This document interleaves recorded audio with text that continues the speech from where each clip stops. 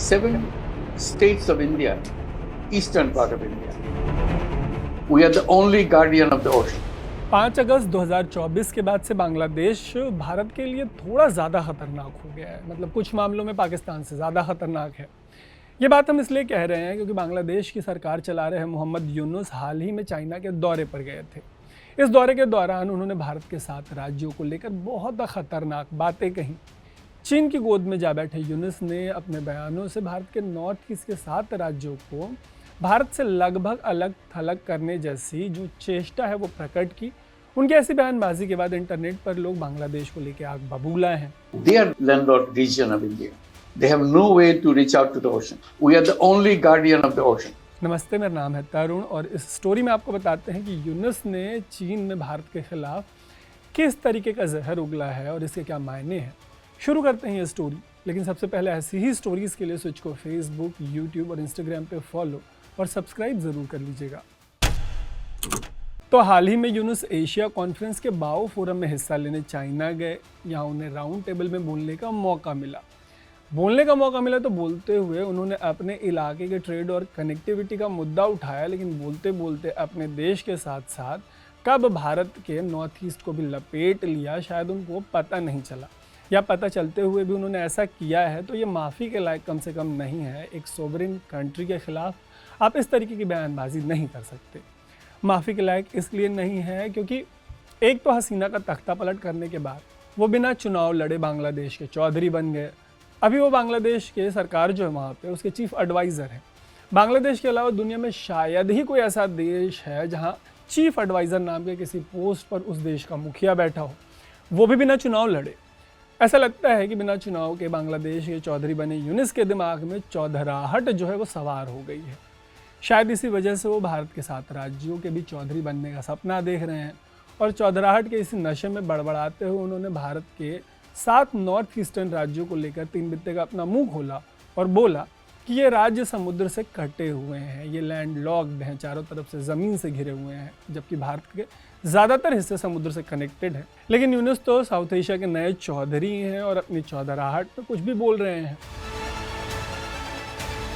ऐसे में कुछ भी बोलते हुए उन्होंने कहा कि इस इलाके में समुद्र तक पहुंच की चाबी बांग्लादेश के हाथों में है। इसके बाद वो चौधराहट की हर सीमा लांघते हुए ये बोले कि भूटान, नेपाल और बांग्लादेश के साथ साथ चीन भारत के नॉर्थ ईस्टर्न स्टेट्स जो 7 राज्य हैं उनको भी चीन की अर्थव्यवस्था के हिस्से के तौर पे देख सकता है। और बिना किसी से पूछे यूनुस ने भारत के इन 7 राज्यों को चीन के सामने मार्केट और प्रोडक्शन के बेस के तौर पे बेच दिया। पूछा किसी से नहीं। पूछने की दरकार इसलिए महसूस नहीं हुई होगी क्योंकि यूनुस का ये पहला चीन दौरा था। ऐसे में चीन का झंडा जो लाल रंग का है उसको देखकर सांड की तरह पगला गए और कुछ भी अंड बंड बोलने लगे। मतलब अगर वो भारत के नॉर्थ ईस्ट को अपनी जागीर के तौर पे चीन में बेचकर आ सकते हैं तो भारत में जो यहाँ का राइट विंग है जो अखंड भारत की बात करता है, उस अखंड भारत के लिए किस दिन दोपहर में ढाका तक मार्च किया जा सकता है, वहाँ पे तिरंगा फहराया जा सकता है कि नहीं। लेकिन इस तरह की बातें करने पर वो इंटरनेशनल फोरम वाले जो हैं वो तुरंत संप्रभुता का रोना रोने लगेंगे। बांग्लादेश का, इंडिया की संप्रभुता का क्या ही है। बट बांग्लादेशियों को सिर्फ इसी पर रोना नहीं पड़ेगा। हुआ यह है कि यूनुस जब शी जिनपिंग की गोद में बैठने के लिए छटपटा रहे थे तब इधर ट्रंप ने बांग्लादेश पे 37% टैरिफ लगा दिया। ये सब सुनकर किसी को भक्त कहने से पहले आपको बता दूं कि मुझे पता है कि भारत पे भी 26% टैक्स लगा है, टैरिफ लगा है, लेकिन आपको तो पता ही है कि परेशान करने वालों का दुख देखकर किस तरीके का सुख मिलता है। खैर, जैसा कि मैंने आपको बताया कि यूनुस अपने पहले चीन दौरे पर गए थे। जब से हसीना गई हैं और यूनुस आए हैं तब से भारत और बांग्लादेश के बीच तनाव अपने चरम पर रहा है। बांग्लादेश में अल्पसंख्यकों पर लगातार हमले हुए हैं, मंदिर तोड़े गए हैं, हिंदू धर्म से जुड़े लोगों को गिरफ्तार किया गया है। इतने सब के बाद यूनुस की हिम्मत की दाद देनी होगी कि वो चाहते हैं कि भारत हसीना को बांग्लादेश को सौंप दे। लेकिन ऐसे फरमाइशी नगमों के बीच जब वो चीन जाते हैं तो भारत के साथ रिश्तों में लगी आग में घी झोंकने का ही काम करते हैं। हाल ही में वो पीएम मोदी से बिम्स्टेक सम्मेलन में मिले और वहाँ पहली बार उनको पीएम मोदी के बगल में बैठने, उनसे हाथ मिलाने का मौका मिला। और भारत के प्रधानमंत्री की उदारता ये है कि इतने सब के बावजूद उन्होंने यूनुस को स्नब नहीं किया। थाईलैंड में हुए सम्मेलन में दोनों की मुलाकात ऑप्टिक्स तक लिमिटेड रही क्योंकि हसीना के जाने के बाद से भारत ने यूनुस को भारत आने का न्योता नहीं दिया। ऐसे में उनका चीन का दौरा और वहाँ पे नॉर्थ ईस्ट के बारे में इस तरीके की बातें इससे साफ है कि वो किसी दिल जले आशिक की तरह बिहेव कर रहे हैं कि इंडिया उनको पूछ क्यों नहीं रहा।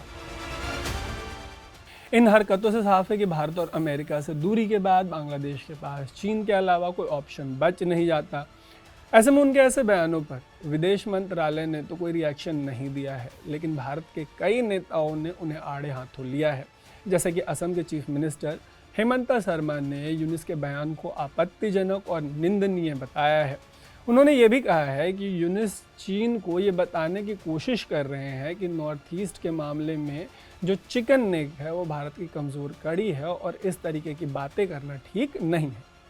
कई और नेताओं ने और यहाँ तक कि विपक्ष ने भी केंद्र सरकार को कहा है कि वो बांग्लादेश को बताएं कि इना चौलबे। इतनी कड़ी प्रतिक्रिया इसलिए भी आ रही है क्योंकि यूनिस ने जो किया है वो जानबूझकर किया है। उन्हें अच्छे से पता है कि उनके ऐसे एक्शंस का परिणाम क्या हो सकता है। उन्हें चीन के बेल्ट एंड रोड इनिशिएटिव पर भारत के स्टैंड का अच्छे से पता है। भारत का मानना है कि इसके ज़रिए चीन पूरी दुनिया को अपने कब्जे में लेना चाहता है। इसी योजना के तहत चीन ने पाकिस्तान के कब्जे वाले कश्मीर से सड़क निकालकर इस पर पाकिस्तान और अपनी मुहर लगाने की कोशिश की।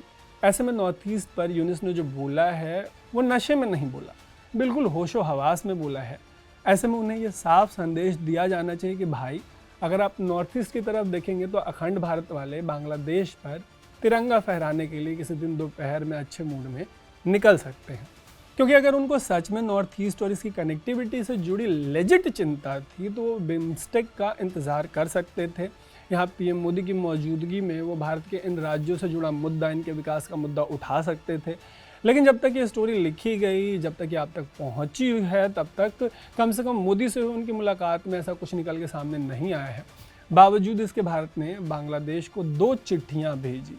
एक चिट्ठी भेजकर राष्ट्रपति द्रौपदी मुर्मू ने बांग्लादेश को ईद की बधाई दी। दूसरी चिट्ठी में पीएम मोदी ने बांग्लादेश को आज़ादी की सालगिरह की मुबारकबाद दी। लेकिन अगर यूनिस ऐसे ही भारत के राज्यों पर कमेंट्री करते रहेंगे तो बधाई और मुबारकबाद कब तक देते रहेंगे, ये भी देखने वाली बात होगी। बाकी आपको इस पूरे मुद्दे पर जो भी लगता है वो कमेंट करके ज़रूर बताइएगा। ऐसी ही स्टोरीज़ के लिए स्विच को फेसबुक, यूट्यूब और इंस्टाग्राम पर फॉलो और सब्सक्राइब ज़रूर कर लीजिएगा। देखते रहिएगा स्विच। मेरा नाम है तरुण।